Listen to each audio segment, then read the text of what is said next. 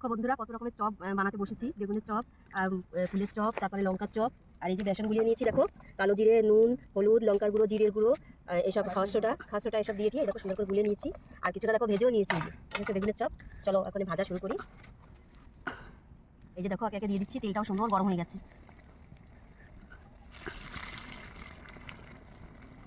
করে দিকে আগে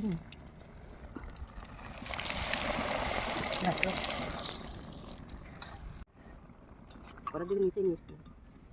দেখো ফুলে ফুলে উঠেছে, এগুলো তুলে দিচ্ছি। এই যে চলো সব চপগুলো ভাজি, তারপরে তোমার দেখাচ্ছি। দেখো ওই বেগুনের চপের সঙ্গে সঙ্গে এই যে লঙ্কার চপগুলো ভাজি নেবো। এই দেখো লঙ্কার চপ একদম অল্প, এই সঙ্গে সঙ্গেই ভেজে নিচ্ছি। তারপর ফুলের চপগুলো ভাজবো।